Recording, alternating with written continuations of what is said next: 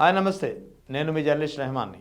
ఏపీలో ఎన్నికలు మరో 3 ఏళ్ళు ఉండొచ్చు, లేదా మరో 2 ఏళ్లలో ఒకవేళ జమిలీ ఎన్నికలు వస్తే మరో 2 ఏళ్లలో ఎన్నికలు రావచ్చు. కానీ ఇప్పటి నుంచే వైఎస్ఆర్ కాంగ్రెస్ పార్టీ అధినేత 2029 టార్గెట్గా కీలకమైన వ్యూహాలు పన్నుతున్నారని తెలుస్తోంది. ఎందుకంటే ఏపీలో ఇప్పుడున్నటువంటి పరిస్థితుల్లో ముఖ్యంగా కూటమి ప్రభుత్వం అధికారంలో ఉన్నటువంటి ఈ తరుణంలో రాష్ట్రంలో ఒక ఇన్ఫ్లుయెన్స్డ్ వర్గంగా ఉన్నటువంటి బ్రాహ్మణ సామాజిక వర్గం నుంచి పెద్ద సంఖ్యలో ప్రాతినిధ్యం చట్టసభలో లేదు.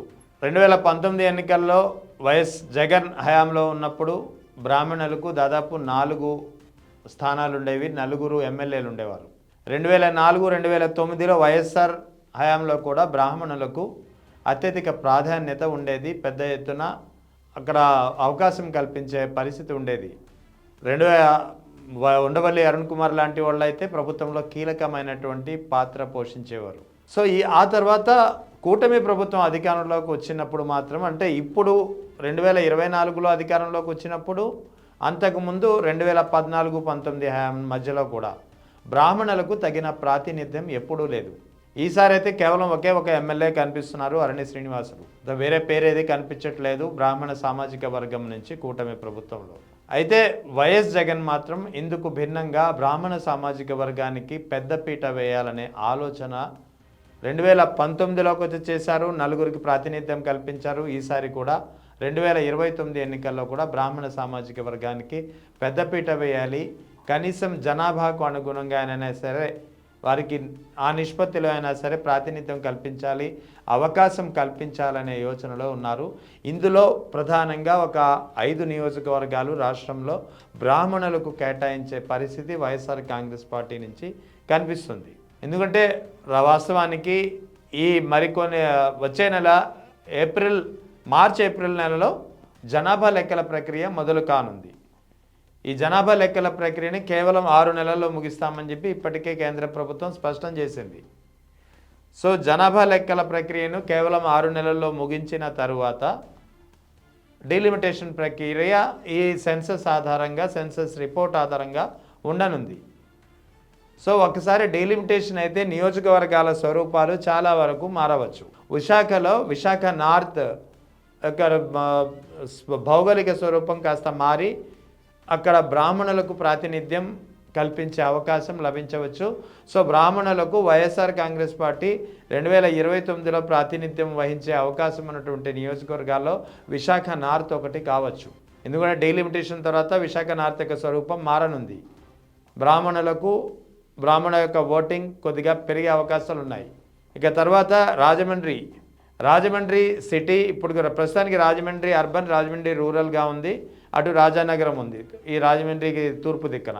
సో డీలిమిటేషన్లో రాజమండ్రి ఈస్ట్ అయినా సరే, రాజమండ్రి రూరల్, రాజమండ్రి సౌత్గా మారినా సరే, రాజమండ్రి సిటీ ఏదైతే ఉందో ప్రస్తుతం 42 వార్డులతో ఉంది. ఇది మరింత తగ్గి, ఎందుకంటే జనాభా పెరుగుతుంది కాబట్టి మరిన్ని వార్డులు తగ్గనుంది. సో అల్టిమేట్గా ఇక్కడ కూడా బ్రాహ్మణులు శాతం పెరిగే అవకాశాలు ఉన్నాయి. కాబట్టి రాజమండ్రి సిటీ విషయానికి వస్తే కూడా బ్రాహ్మణులకు ఇచ్చే అవకాశం లేకపోలేదు. ఇక తర్వాత తణుకు నియోజకవర్గం కూడా డీలిమిటేషన్లో పక్కన ఉన్నటువంటి కొన్ని మండలాలతో కలిపి వేరే నియోజకవర్గం కూడా అక్కడ తణుకు దగ్గర ఏర్పడే అవకాశాలు ఉన్నాయి. సో తణుకు వరకు కన్ఫైన్ చేసుకుంటే అక్కడ కూడా బ్రాహ్మణులకు కేటాయించే అవకాశాలు లేకపోలేదు. అంటే ఎప్పుడైతే డీలిమిటేషన్ ప్రక్రియ మొదలవుతుందో ఈ జనాభా లెక్కల ఆధారంగా నియోజకవర్గాల కుదింపు ఉంటుంది, నియోజకవర్గాల భౌగోళిక స్వరూపం మారుతుంది. సో ఈ క్రమంలో అక్కడ ఉన్నటువంటి బ్రాహ్మణ ఓటింగ్ శాతం పెరగనుంది. అందుకే బ్రాహ్మణులకు అవకాశం కల్పించే అవకాశాలు ఉన్నాయి. ఇక ఇది దాటుకుని తిరిగి విజయవాడ అర్బన్ సెంట్రల్గా పిలుస్తున్నాము.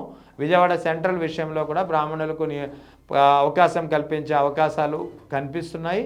ఇక తర్వాత బద్వేలు ప్రస్తుతం ఎస్సీ రిజర్వ్డ్గా ఉంది. రాయలసీమ నుంచి బద్వేలు నియోజకవర్గం డీలిమిటేషన్ ఒకవేళ పూర్తయితే డీలిమిటేషన్ తర్వాత ఖచ్చితంగా అది జనరల్ స్థానానికి మళ్లింపు కానుంది. సో అదే జరిగితే అక్కడ బద్వేలు కూడా బ్రాహ్మణులకు కేటాయించే అవకాశం ఉంది. ఇక గుంటూరు జిల్లాలో వచ్చేటప్పటికి తెనాలి లేదా బాపట్లను బ్రాహ్మణులకు కేటాయించే అవకాశాలు ఉన్నాయి. సో ఓవరాల్గా ఒక 6 నియోజకవర్గాల పేర్లు అయితే ఇప్పటి వరకు ఉన్నటువంటి సమాచారం ప్రకారం ఖచ్చితంగా కనిపిస్తున్నాయి. సో ఈ 6 నియోజకవర్గాల్లో ఖచ్చితంగా ఎంత లేదన్నా 4 నుంచి 5 స్థానాలు, ఒక స్థానం 1-2 స్థానాలు అటు ఇటు అయినా సరే 4 నుంచి 5 స్థానాలు ఈసారి వైఎస్ఆర్ కాంగ్రెస్ పార్టీ తరఫున బ్రాహ్మణులకు అవకాశం కల్పించడానికి తొలి ప్రాధాన్యత ఉన్నటువంటి నియోజకవర్గాలుగా కనిపిస్తున్నాయి. ఇదే ఇప్పుడు ప్రధానమైన చర్చ నడుస్తోంది. ఒకవేళ డీలిమిటేషన్ ప్రక్రియ, జనాభా సెన్సస్ ఇవన్నీ పరిగణలో తీసుకున్న తర్వాతే దీనికి సంబంధించి తుది ప్రకటన ఉండవచ్చు. అయితే ఇది ఇప్పటికే దీనికి సంబంధించి మాట్లాడుకోవడం అతిశయోక్తి కావచ్చు. కానీ ఒకవేళ జమిలీ ఎన్నికలు అంటూ వస్తే 2029లో 28లోనే రావచ్చు, లేదా 2029. సో ఏదైనప్పటికీ వైఎస్ జగన్ మాత్రం ఇప్పటికే 2029 దిశగా అనేక వ్యూహాలు, స్ట్రాటజీస్ పన్నుతున్నారు. కాబట్టి ఇందులో భాగంగానే బ్రాహ్మణ సామాజిక వర్గానికి ఈసారి ప్రాతినిధ్యం ఎక్కడెక్కడ ఉండాలి, ఉంటే ఏ నియోజకవర్గాల్లో ఉండాలి, ఎన్ని నియోజకవర్గాలకు అవకాశం ఇవ్వాలి అనేది ఒక చర్చ నడుస్తోంది. అందులో భాగంగానే డీలిమిటేషన్ ప్రక్రియ, జనాభా సెన్సస్ పూర్తయిన తర్వాత ఈ నియోజకవర్గాల పేర్లు ప్రధానంగా వినిపిస్తున్నాయి.